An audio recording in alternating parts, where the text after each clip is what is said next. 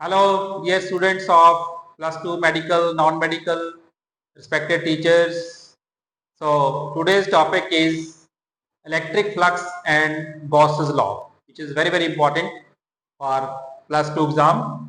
So first of all, we have to define what is electric flux. Electric flux means total number of electric lines of force crossing a given area. Total number of electric lines of force crossing a given area. And you know what is electric line of force? Electric line of force is the path followed by a positive test charge in an electric field. So total number of electric lines of force crossing a given area is known as electric flux through that area.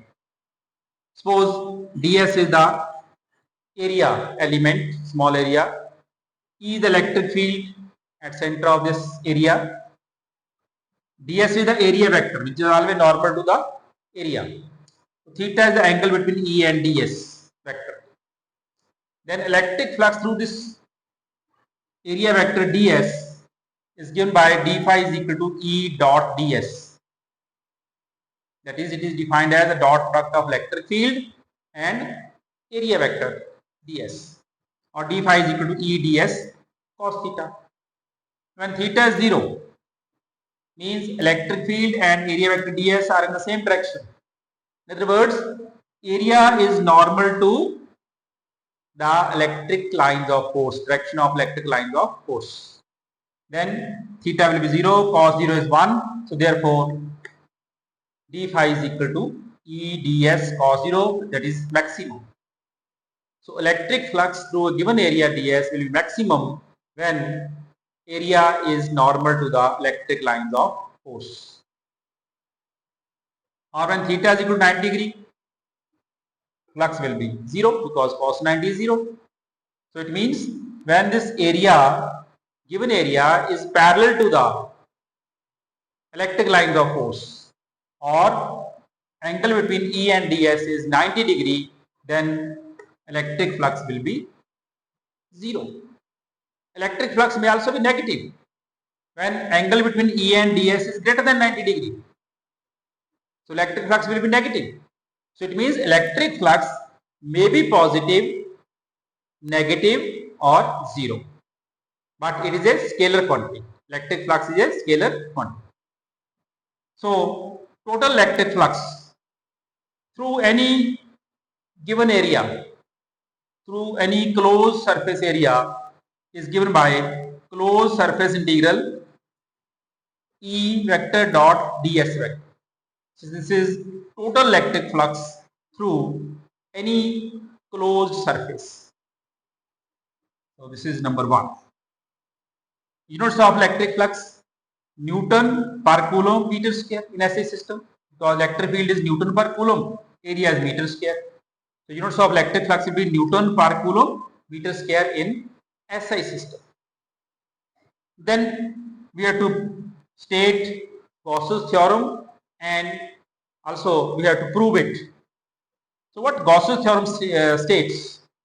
It states that total electric flux through any closed surface, or Gaussian surface you can say.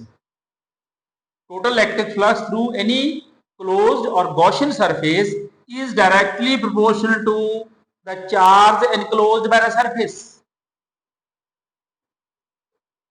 Total electric flux through any closed surface or Gaussian surface is directly proportional to the charge enclosed inside the surface. Or phi is equal to closed surface integral E dot ds is equal to q over epsilon naught, where q is the charge enclosed by the Gaussian surface. Epsilon naught is known as permittivity of free space. Its value is 8.85 into 10 raised to minus 12 Newton per coulomb meter square. So this is known as Gauss's law or Gauss's theorem, which gives total electric flux through any closed surface, which states that it depends only upon the total charge enclosed by the surface. It means if charge enclosed by surface is 0, there will be no flux. Electric flux will be 0. So to prove it, suppose a charge q lying at point O. Now there will be electric field in the region surrounding it. Let S be the Gaussian surface. So Gaussian surface means any surface over which surface integral of E ds is to be calculated. So any surface over which closed surface integral of electric field and area vector is to be calculated. So this is the Gaussian surface. Let P be any point on the Gaussian surface.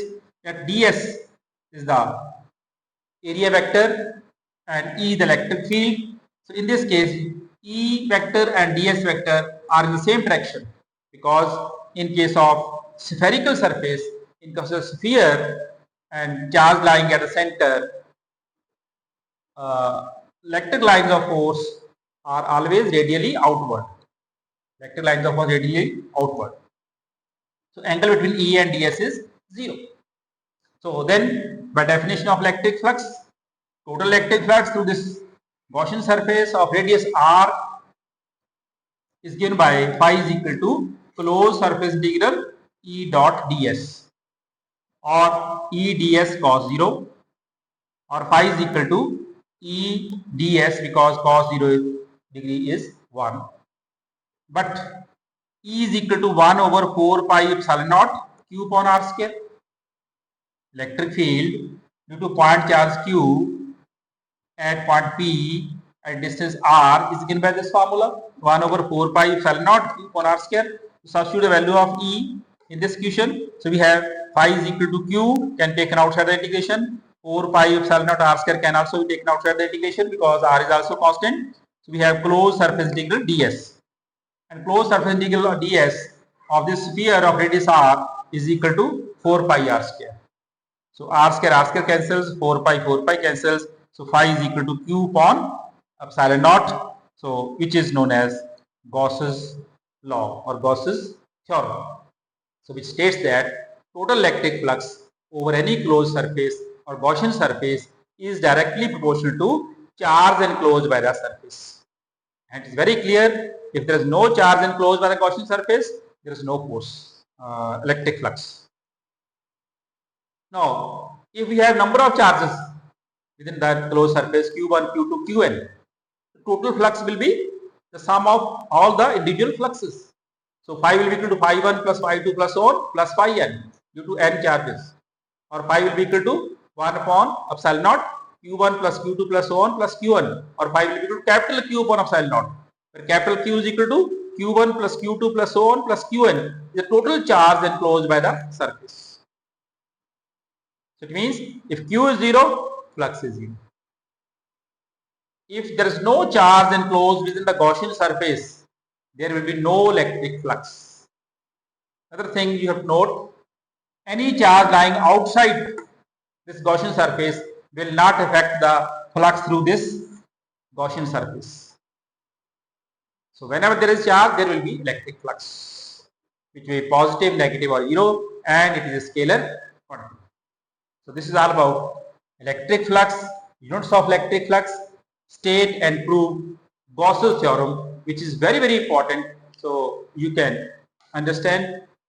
So again I repeat, if you like my videos, like my way of teaching, like such small topics and short videos like 5-7 minutes, so please subscribe my channel and also share with your friends, colleagues to subscribe my channel Physics Concepts and Motivational Talks.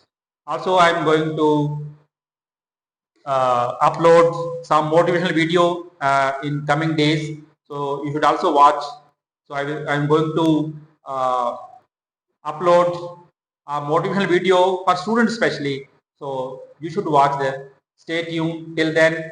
So all the best, be happy, God bless you.